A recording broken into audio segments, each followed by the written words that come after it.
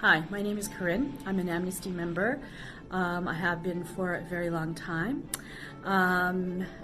I believe in the right to protest, peaceful protest, and I have exercised that right many, many times. One particular protest that I attended that really kind of changed me in some ways was the protest in Quebec City in 2001 at the third summit of the Americas. At that point in time, many civil society organizations, human rights organizations, environmental and labor organized because there were lots of things that were problematic about the free trade agreements that were being negotiated. I went primarily to protect human rights. We know that all these things are linked together. What made this protest unusual is there was a People's Summit on the Friday before the things got underway formally, and there were teach-ins and all sorts of interesting things going on. There was a lot of positive energy.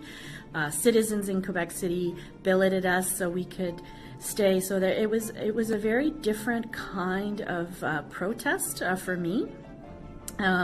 So about a dozen of us from the Ottawa area decided to drive to Quebec City. The Friday in the morning, it was quite calm. The old city had been walled where the meetings were going to be taking place, and there was a very heavy police presence.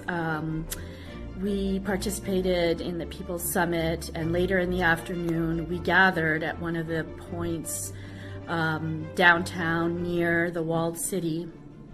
And that was the first time that I can say I felt unsafe protesting in Canada, which is, a privilege, but nevertheless, it did not feel safe. We were kind of hanging back a little bit, but we were at a part of the wall and the protest where things were very calm. People were, there were some people singing and dancing, and everybody was quite peaceful.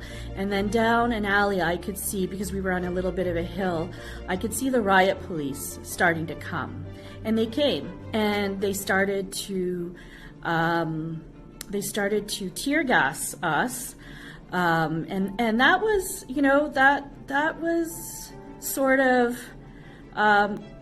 it was a really big deal, and it was a big deal for me. I felt afraid, and I had never felt afraid before protesting.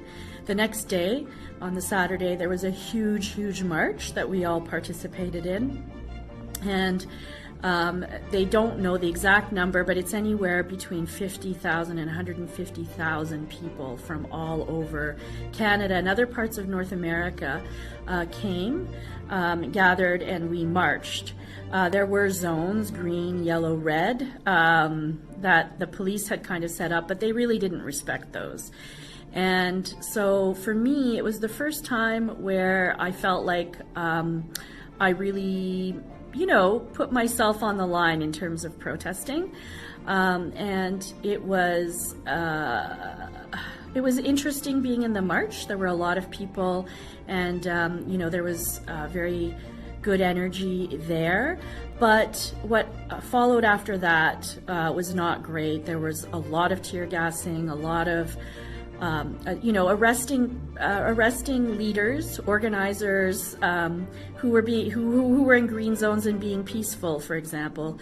The police really overstepped, and so it was coming back. It was very difficult. We were detoxing from tear gas.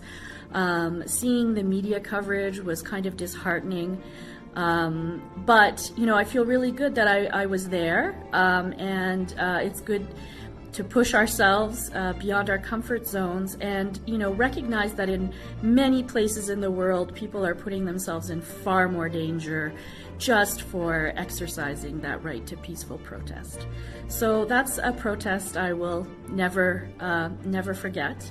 It had a really big impact on me. It didn't stop me from continuing to protest. If anything, it buoyed me even more.